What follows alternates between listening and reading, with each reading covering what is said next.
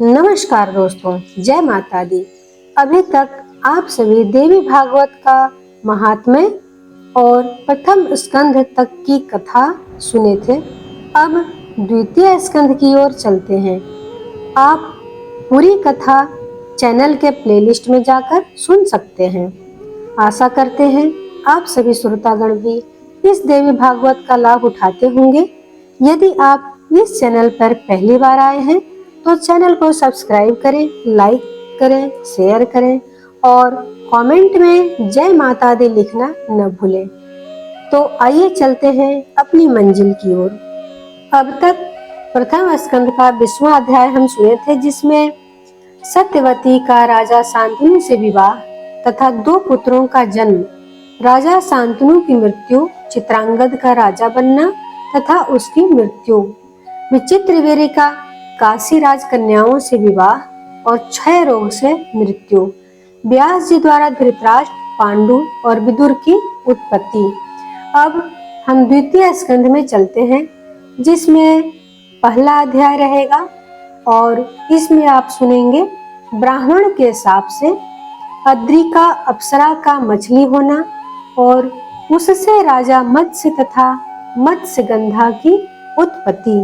ऋषिगण बोले, हे सूत जी, आपकी यह बात आश्चर्यजनक एवं रहस्यपूर्ण है। इस संबंध में हम सब तपस्वियों को महान संदेह उत्पन्न हो गया है। हे मेधाविन, पूर्व काल में सत्यवती नाम से विख्यात व्यास जी की माता का राजा शांतनु के साथ जिस प्रकार विवाह हुआ, उन सती के अपने घर में रहते हुए भी उनसे पुत्र रूप में व्यास कैसे उत्पन्न हुए?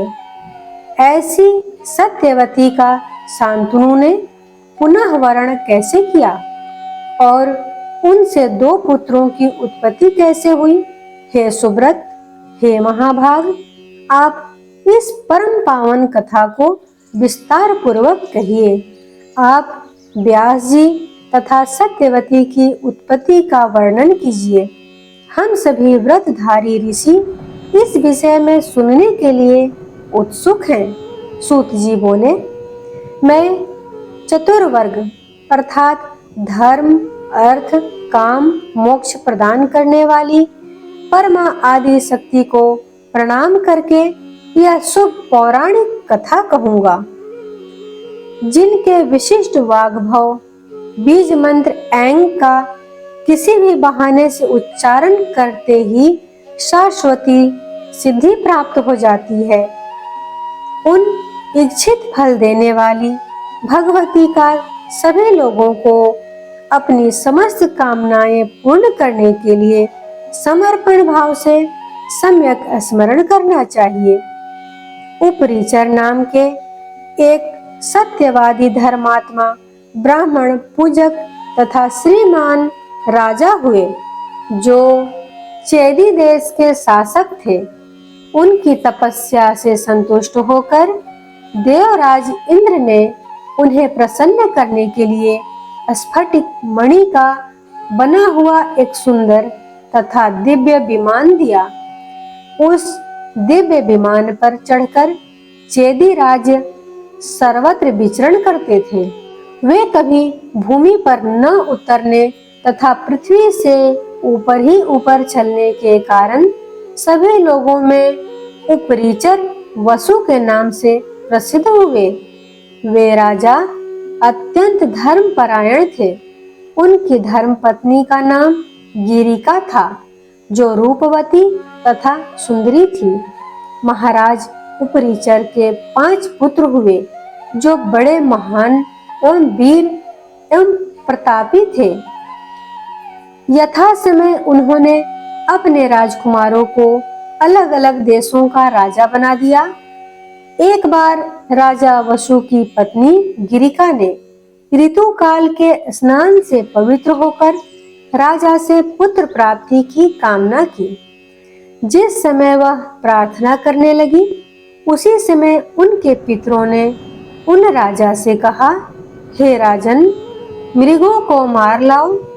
इस आदेश को सुनकर राजा को अपनी ऋतुमती पत्नी का भी स्मरण हो आया, किंतु पितरों की आज्ञा श्रेष्ठ मानकर तथा अपने कर्तव्य का निश्चय कर राजा मन ही मन गिरिका का स्मरण करते हुए आखेट के लिए चल पड़े। वन में रहते हुए राजा वसु साक्षात दूसरी लक्ष्मी के समान रूपवती अपनी पत्नी का स्मरण करने लगे। इस प्रकार उन कामिनी के ध्यान से एकाएक उनका वीर्य स्खलित हो गया और राजा ने शीघ्र ही उस स्खलित वीर्य को बरगद के पत्ते पर रख लिया।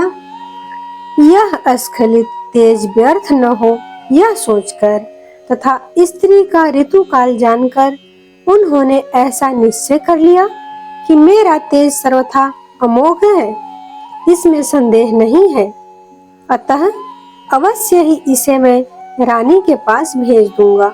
राजा जब उस वीर्य को बरगद के दोने में रखकर अपनी रानी के पास भेजने लगे, तब उन्होंने रानी का ऋतुकाल जानकर उस वीर्य को अभिमंत्रित किया। राजा ने पास ही बैठे हुए बाज पक्षी को बुलाकर उससे कहा, हे महाभाग, तुम इसे ग्रहण करो और शीघ्र ही मेरे घर चले जाओ। हे सौम्य, मेरा हित करने के लिए इसे लेकर तुम मेरे घर जाओ और शीघ्र ही गिरिका को दे देना, क्योंकि आज ही उसका ऋतुकाल है। सूत जी बोले। ऐसा कहकर नृप श्रेष्ठ ने बाज को वह दोना दे दिया और वह द्रुतगामी बाज भी उसे लेकर शीघ्र ही आकाश में उड़ने लगा। चोंच में पत्ते का दोना लेकर आकाश में उड़ते हुए उस बाज को एक दूसरे बाज पक्षी ने अपनी ओर आते हुए देखा। बाज की चोंच में मांस का टुकड़ा समझकर तत्काल उसने उस बाज पर आक्रमण कर दिया। दोनों बाजों के बीच आकाश में चोंचों से घोर युद्ध होने लगा। उन दोनों के युद्ध करते समय वीर्य वाला वह दोना यमुना जी के जल में जा गिरा। दोने के गिर जाने पर दोनों पक्षी वहां से यथेच्छ दिशा में चले गए। उसी समय अद्रिका नाम की एक अप्सरा जल में निमग्न होकर जल क्रीड़ा कर रही थी। उस सुंदरी स्त्री ने वहां पर उपस्थित संध्या वंदन करने में तत्पर एक ब्राह्मण को देखा और उस ब्राह्मण का पैर पकड़ लिया। प्राणायाम करते हुए ब्राह्मण ने उस स्वेच्छाचारिणी को देखकर उसे शाप दे दिया कि तुमने मेरे ध्यान में विघ्न डाला है, अतएव तुम मछली हो जाओ। इस प्रकार ब्राह्मण श्रेष्ठ से शाप पाकर वह अद्रिका नाम की रूपवती श्रेष्ठ अप्सरा मछली बनकर यमुना के जल में विचरने लगी। बाज के पादाघात से गिरे हुए उस वीर्य के पास जाकर मत्स्य स्वरूपिणी अद्रिका अप्सरा ने उसे शीघ्रता पूर्वक निगल लिया। कुछ समय बाद 10 महीने बीतने पर एक मछुआरे ने उस मछली को अपने जाल में फंसा लिया। उस मछुआरे ने शीघ्र ही उस मछली का पेट चीर दिया। उसके उदर से मनुष्य के आकार वाली जुड़वा संतति निकली। उन दोनों में एक रूपवान बालक तथा एक सुंदर मुख वाली बालिका थी। इस अद्भुत घटना को देखकर वह भी अत्यंत विस्मित हुआ। उसने मछली के पेट से निकले उन दोनों बच्चों को राजा उपरिचर को सौंप दिया। राजा भी आश्चर्यचकित हुआ और उसने उस सुंदर पुत्र को ले लिया। वह वसुपुत्र मत्स्य नामक राजा हुआ, जो अपने पिता के समान ही धर्मात्मा, सत्य प्रतिज्ञा, महातेजस्वी तथा पराक्रमी था। राजा उपरिचर वसु ने वह कन्या उस मछुआरे को ही दे दी, जो आगे चलकर काली तथा मत्स्योदरी नाम से प्रसिद्ध हुई, जो अपने गुण विशेष के कारण वह मत्स्यगंधा नाम से कही जाने लगी। उस मछुआरे दास के घर वह सुंदरी वासवी धीरे धीरे बढ़ने लगी। ऋषिगण बोले, हे सूत जी, मुनि के द्वारा स्थापित वह अद्रिका नाम की श्रेष्ठ अप्सरा जब मछली हो गई और मछुआरे ने उसे चीर डाला, तब वह मर गई अथवा उसने उसे खा लिया। उस अप्सरा का फिर क्या हुआ? उसके शाप की समाप्ति कैसे हुई और उसे पुनः स्वर्ग कैसे मिला, यह बताइए।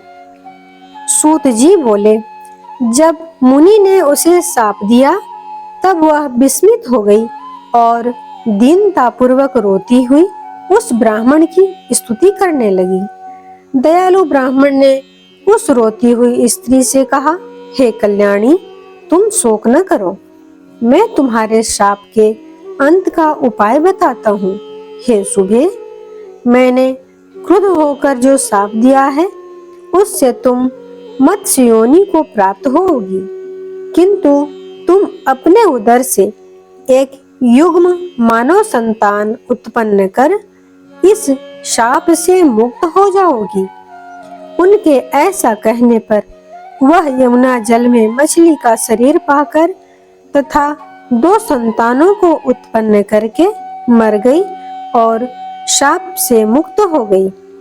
इस प्रकार शापोद्धार होने पर वह सुंदरी मछली का शरीर त्याग कर दिव्य रूप धारण करके स्वर्ग को चली गई। इस प्रकार सुंदर मुख वाली उस कन्या मत्स्यगंधा का जन्म हुआ। दास के घर में पुत्री की भांति पालन पोषण की जाती हुई वह कन्या बढ़ने लगी। जब वह मत्स्यगंधा किशोरावस्था को प्राप्त हुई तब उसका सौंदर्य और भी बढ़ गया। वह परम सुंदरी वशु कन्या निषाद राज के कार्यों को करती हुई रहने लगी। इस प्रकार श्रीमद् देवी भागवत महापुराण 2 स्कंध के पहला अध्याय। अब 2 अध्याय में हम सुनेंगे व्यास जी की उत्पत्ति और उनका तपस्या के लिए जाना। जय माता दी।